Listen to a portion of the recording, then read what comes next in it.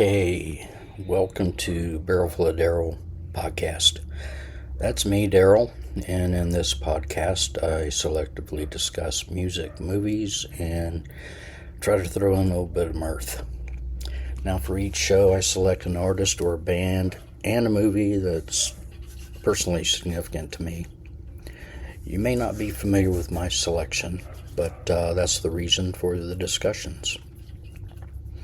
Also, I want to thank some of my listeners, namely Kenzie, Adam, and a listener from Topeka that informed me that my sibilance remains unabated. My wife Lisa says it's because of the gap between my front top teeth. Kenzie says to plug it up with a piece of gum. Now, that's good advice, and I'm going to keep it in my back pocket. I have switched from the GarageBand app, or DAW, Digital Audio Workstation, and I am now using today the app Audacity. The built-in de-esser in GarageBand was, I think, basically for shit, so I even tried a third-party plug-in, and it also seemed to be full of shit. So let's see how this sounds using Audacity, and please let me know. Thank you. So here we go. Music section. My lovely and talented daughter Megan reminded me that she had requested a discussion about the band Hall Oates. Thanks for the reminder, Megan. Now, they were a duo officially named Daryl Hall and John Oates, which is what it states on their album covers. As a matter of fact, when I open my music app to find them, I have to look under D instead of H. For brevity, I will refer to them as their common name, Hall Oates. Now, their music style is a blend of rock, soul, rhythm, and blues.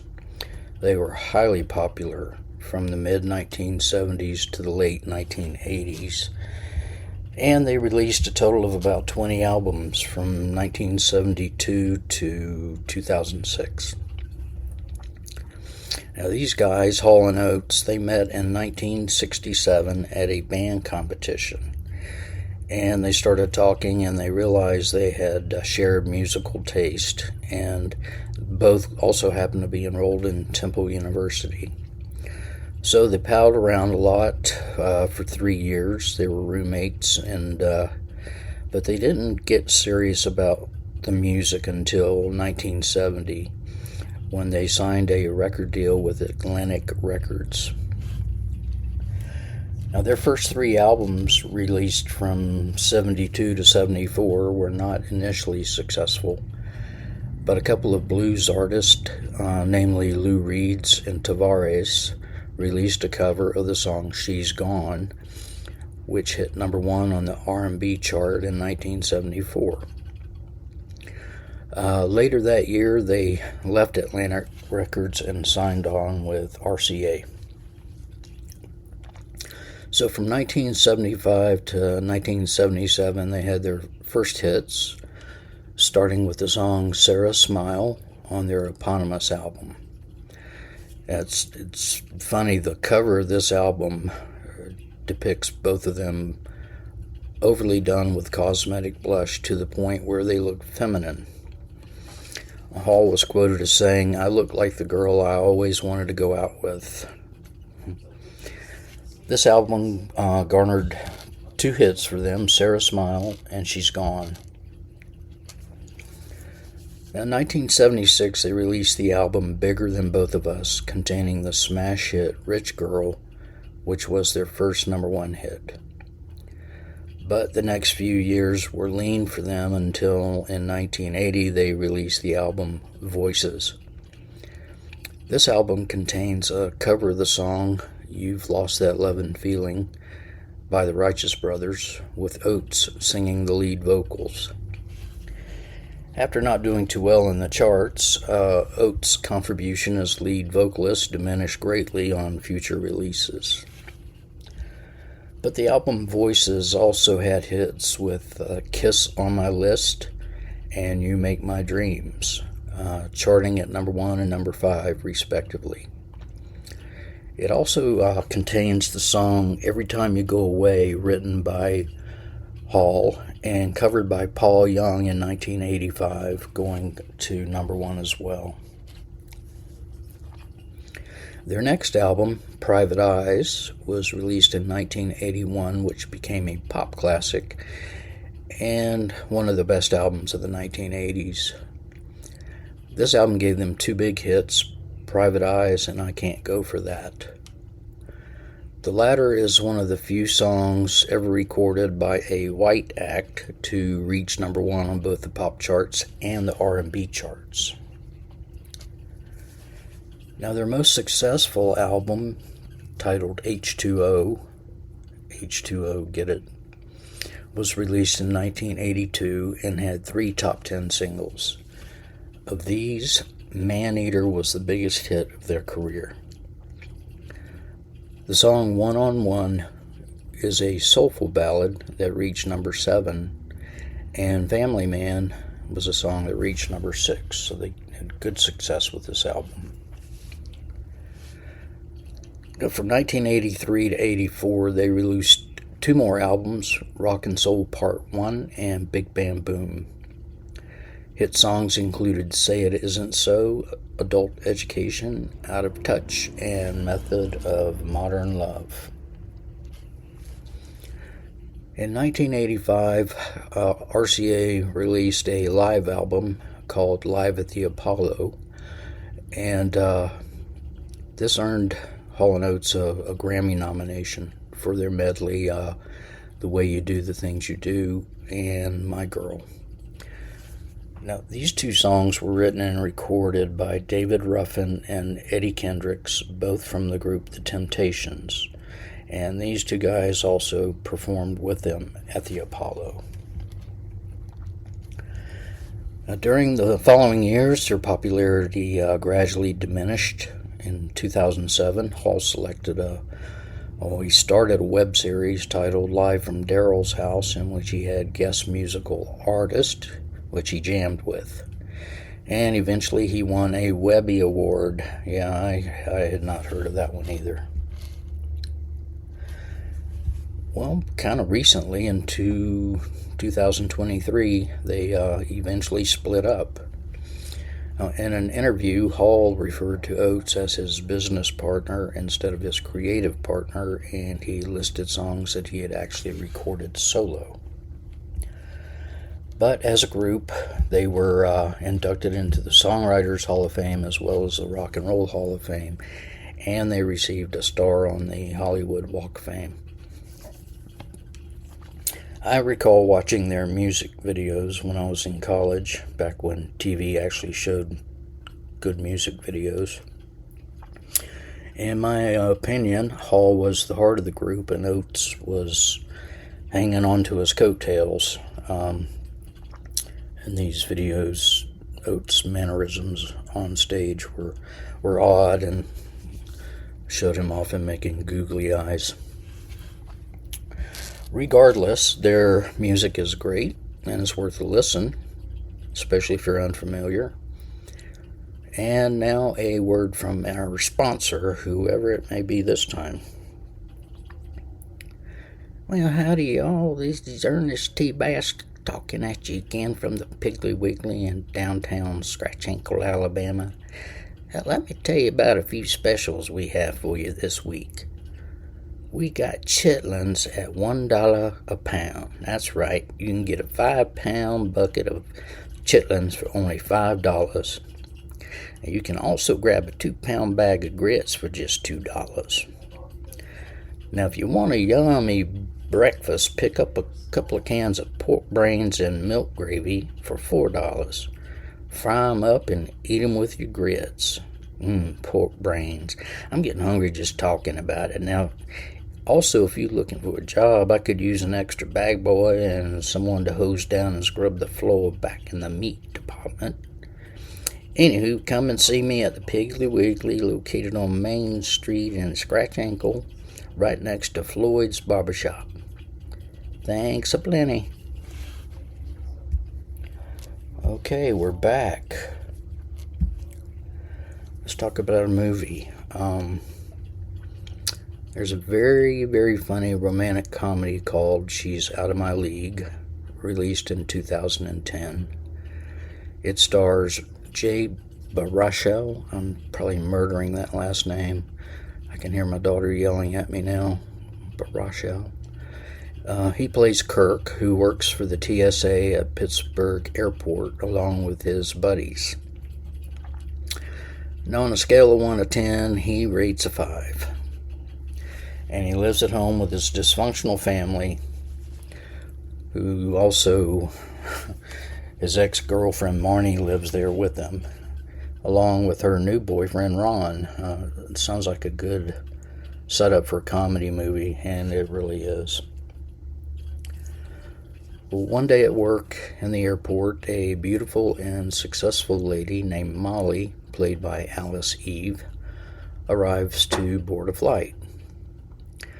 Heading to TSA, she turns every head in the airport. Yeah, she's really beautiful. Kirk's boss at the TSA begins harassing her and insists on scanning her with his wand, but Kirk saves her from this predicament, and she asks, "Wow, does he really work here?" So when Molly is on the plane, which is taxiing, she realizes she left her phone in the bin at TSA. Her friend Patty, played by Kristen Ritter, calls the phone, and Kirk finds it in the bin and answers. So Patty hands the phone to Molly, and she asks if Kirk can bring the phone to her at an event at the Andy Warhol Museum, and he agrees. So Kirk and his friend Devin go to the event, and he returns her phone, and she asks them to stay for a while at the party. Now, Devin had not met Molly at the airport previously, and he's just dumbstruck with her beauty. Anyway, Molly's clumsy sister bumps into Kirk and causes him to spill his drink on the museum director. Kirk claims it was totally his fault, but he and Devin get kicked out anyway. Now, as they are walking out, Molly follows them and thanks Kirk for covering for his sister and offers him 2 tickets to the Pittsburgh Penguins hockey game. Well, Devin hears this and he's excited, but Kirk decides to ask his friend Stainer, played by T.J. Miller, to go with him. Yeah, his nickname is Stainer.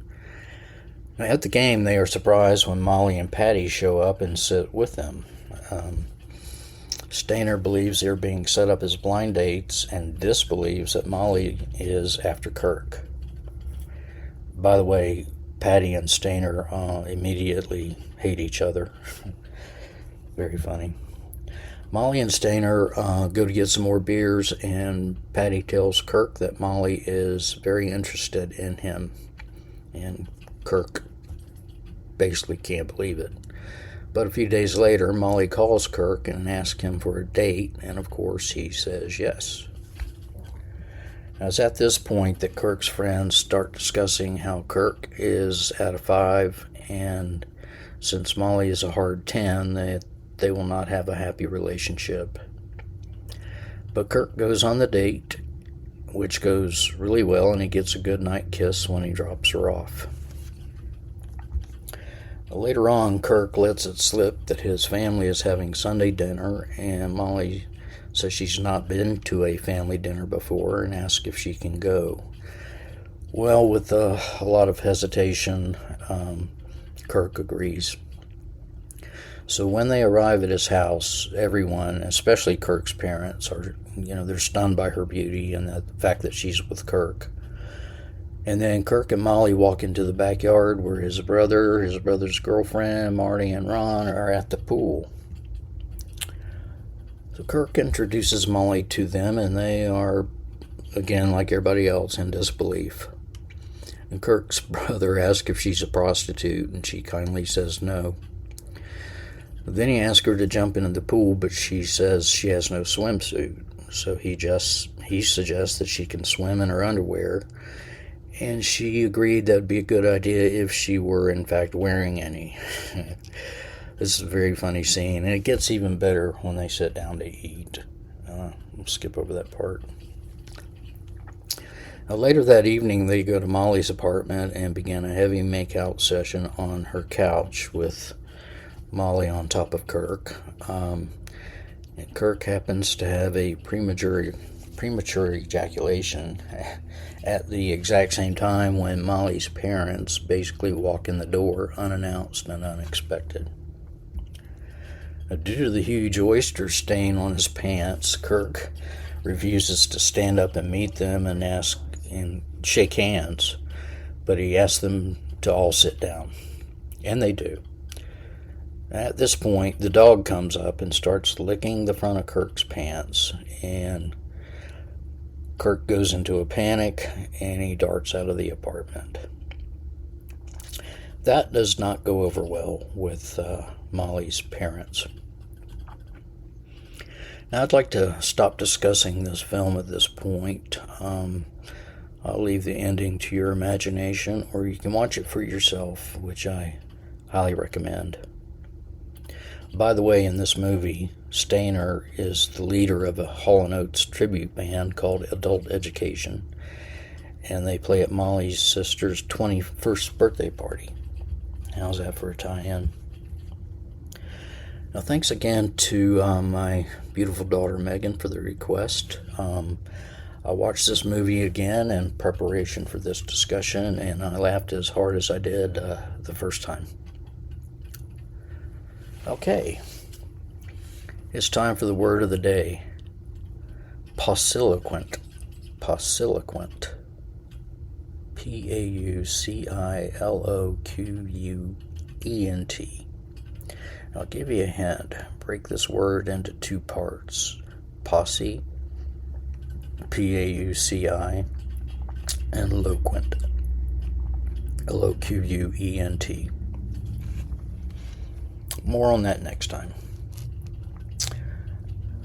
Let's do a joke of the day. Now, decades ago, maybe even 20 ago, I was in the U.S. Air Force. Stationed at Nellis Air Force Base in North Las Vegas, Nevada, and I was assigned to work in a weapons maintenance shop. And I worked on bomb racks, missile launchers, and the big 20 millimeter Gatling guns, like they go in the A-10. So I was there with a lot of guys my age, and well, kind of crazy, but whenever someone would let out a loud fart, we would say, "Your voice has changed, but your breath is still the same." Okay, I'll give you another joke. What has 5 toes and is not your foot? My foot. Question of the day. First, we'll discuss the answer to the question from last time we were together. Why do we drive on a parkway and park on a driveway? I honestly just thought this was an English language screw-up, but there is some reasoning behind it, and I'll tell you. In the days before automobiles, people rode around in carriages, horse-drawn things, and they would take leisurely, scenic drives along paths that would often lead to a park. Therefore, it was called a parkway, a way to the park. Now, there were also paths that would parallel houses and barns and such, allowing goods to be dropped off conveniently. And these were known as driveways.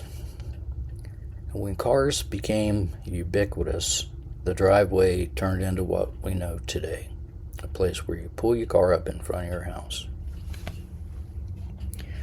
Pretty cool, huh? Okay, here's the new question. Why is the sky blue? That should be an easy one, right?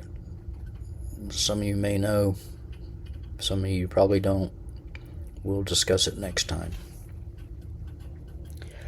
So I have an assignment for you. I'm not going to ask for another favor because mostly I get ignored. Here's your assignment. If you're enjoying this awesome show, please tell a friend, a coworker, a neighbor, even your dog. I would certainly like for my listener base to expand. By the way, I'll let you in on a few stats for this podcast. The top two apps are Spotify at 45% and Apple Podcasts at 40%, nearly tied. Now, 93% of the downloads occurred in good old North America, 5% in Germany, 1% in the Netherlands, and 1% in Asia. Pretty cool. Don't forget about the playlist that I keep chatting about. By the way, my apologies to the listeners who use the Apple Music playlist, as I have neglected to keep it up to date. Maybe I need to hire a new host or secretary. Anywho, it's up to date now, so please enjoy.